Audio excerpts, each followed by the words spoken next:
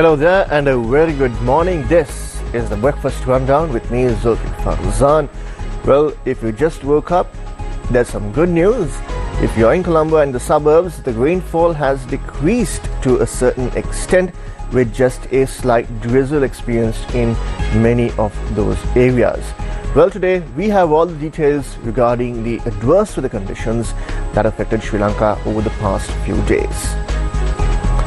Starting off, the Disaster Management Centre is now saying that 13 districts in Sri Lanka were affected by adverse weather conditions. According to the latest situation report by the DMC, a total of 40,758 families were affected. These families comprised of 159,511 individuals. There are currently 80 safety operational centers housing 2,433 families totaling 10,361 individuals. The report also indicates that one house was completely destroyed while 370 others have sustained partial damage.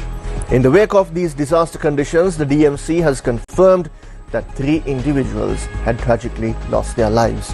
The Gampaha district has been the hardest hit with 20,553 families and 82,839 individuals affected. Now, what's the weather going to be like today and tomorrow? Well, the Met Department has forecasted a gradual decrease in the current rainy conditions over the next few days over Sri Lanka. Ajit Vijaymanna. Now, he is the director of the forecasting division at the Met Department. He said that heavy rainfall of up to 100 millimeters can be expected in certain areas of the western, Sabaragamua, northwestern and northern provinces, as well as in the Galle, Matra and Trincomalee districts. Now, due to the ongoing heavy rainfall, landslide warnings have also been issued to 7 districts. The National Building Research Organization confirmed that these warnings remain in effect for the Colombo, Galle, Gampaha, Kalutara, Kegalle, Ratnapura and Kurunegala districts. At the same time, engineer Sakura Dilthara from the Hydrology Unit of the Department of Irrigation has said that minor flood conditions persist along the Gin and Nilwala rivers, and people living on either side of the banks of those rivers have been warned to exercise caution in their day-to-day activities. Now, in some places across the western province, floods have also forced the closure of schools. Due to the prevailing weather conditions, all schools in the Colombo, Gampaha and Kalaniya education zones will remain closed today as well. At the same time, several schools in the southern province will also remain closed. The Western Province Secretary Dhammika Wijayasinghe has said that considering the current disaster situation, that the decision was made to close all the schools in the Colombo, Gampaha and Kalaniya education zones today. What you're witnessing on your screens are some dramatic footage obtained via drones over Colombo and its suburbs. Now, at the same time, several schools in the Ambalangoda zone and one school in the Galle zone will also be closed today. According to Provincial Secretary Sumit Chandana, the schools that will be closed today include Balapitiya Sripati Vidyalaya, Balapitiya Madhuwa Junior School, Hikkaduwa Malavenna Vidyalaya, Ambalangoda Kularatna Vidyalaya and Ganegoda Roman Catholic School in the Galle zone. Now, some dramatic footage that we at Newsfirst obtained using drones over several parts of the island following the heavy rains that affected most parts of Sri Lanka.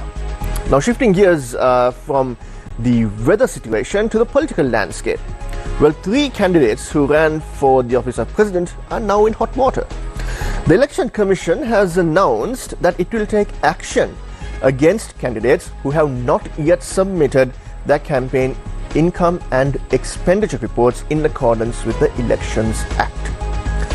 Election Commission Chairman RMAL Ratnayaka said that after notifying the Sri Lanka Police, they will seek the advice of the Attorney General to proceed with the necessary action.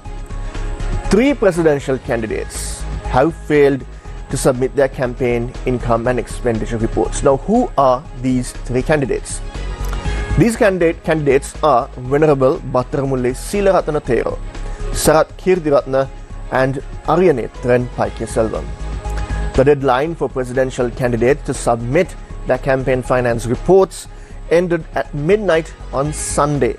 According to election law, the presidential candidates must submit their income and expenditure reports within 21 days of the announcement of the presidential election results. Speaking of campaign financing, the Election Commission is set to meet today with the secretaries of the political parties to discuss the upcoming parliamentary election. Chairman of the Election Commission, RML Ratnayaka, said that the meeting will determine the amount of money that political parties can spend on election campaigning. So at this meeting, campaign expenditure limits will be discussed. The meeting is set for 9:30 a.m. today at the Election Commission premises. Additionally, a separate meeting with media heads is also planned for today to discuss the upcoming parliamentary elections. When are the elections? It's on the 14th of November. Now, PAFL, or the People's Action for a Free and Fair Election, has announced that 30 international election observers are expected to arrive in Sri Lanka to monitor the parliamentary election process. PAFL's Executive Director, Rohana Hettiarachchi, mentioned that the Asian Network of Free Elections has expanded its team, which includes representatives from several countries including Myanmar and Thailand. Yesterday, Sri Lanka's new Foreign Minister Vijitha Herath met with the country's diplomatic corps at the Ministry of Foreign Affairs in Colombo. At this meeting, it was revealed that Sri Lanka has decided to apply for the membership of BRICS and the New Development Bank. The announcement was made by Vijitha Herath, the Minister of Foreign Affairs, during the interaction with the Colombo-based diplomatic corps. Now, Sri Lanka has decided to apply for membership of BRICS and the New Development Bank. Now, the minister said that President Anura Kumara Dissanayake and himself will not be able to attend the BRICS summit scheduled for later this month in Kazan, Russia. That's on the 23rd and 24th. Now, the reason given by the minister is that both him and the president will be involved with the upcoming parliamentary election process. However, the Secretary of Foreign Affairs will represent Sri Lanka and place on record Sri Lanka's request for membership of BRICS and the New Development Bank. The Foreign Minister said he had already addressed letters to counterparts in the BRICS member states seeking support.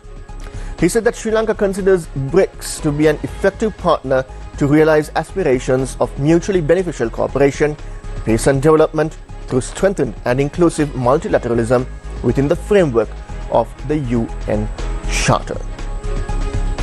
At the same time, the International Monetary Fund has reached a consensus on a comprehensive package that substantially reduces the cost of borrowing while safeguarding the IMF's financial capacity to support countries in need. The IMF said its executive board concluded the review of charges and surcharge policy. Kristalina Georgieva, managing director of the IMF, in a statement said that the membership reached a consensus on a comprehensive package that substantially reduces the cost of borrowing. She said that the approved measures will lower IMF borrowing costs for members by 36% for about $1.2 billion annually. The expected number of countries subject to surcharges in fiscal year 2026 will fall from 20 to 13. The approved package will take effect from the 1st of November 2024. While substantially lowered, charges and surcharges remain an essential part of the IMF's cooperative lending and risk management framework, where all members contribute and all can benefit from support when needed. Together, charges and surcharges cover lending intermediation expenses, help accumulate reserves to protect against financial risks, and provide incentives for prudent borrowing. Kristalina Georgieva, managing director of the IMF, said that this provides a strong financial foundation that allows the IMF to extend vital balance of payments support on affordable terms to member countries when they need it the most. Now, something interesting is happening overseas. That's a row between India and Canada. India and Canada have expelled their top envoys along with other diplomats as the row intensifies over last year's assassination of a Sikh separatist on Canadian soil. Canadian Prime Minister Trudeau has said his government responded after police began pursuing credible allegations that Indian agents were directly involved in the killing of Hardeep Singh Nijjar. Canadian police accused Indian agents of involvement in homicides, extortion and violent acts and targeting supporters of the pro-Khalistan movement, which seeks a separate homeland for Sikhs in India. Delhi has rejected the allegations as preposterous, accusing Trudeau of pandering to Canada's large Sikh community for political gain. Relations between Delhi and Ottawa have been strained since Trudeau said Canada had credible evidence linking Indian agents to the murder. The row led to a deterioration in ties while India asking Canada to withdraw dozens of its diplomatic staff and suspending visa services. Yesterday, a furious statement from India's foreign ministry said Canada's allegations were influenced by Sikh separatist campaigners. Later in the day, India announced 6 Canadian diplomats, including Acting High Commissioner Stuart Ross Wheeler, had been asked to leave India by the 19th of October. Well, that's a wrap of this morning's edition of the Breakfast Rundown. I'll see you again same time, same place tomorrow. Until then, take care and God bless.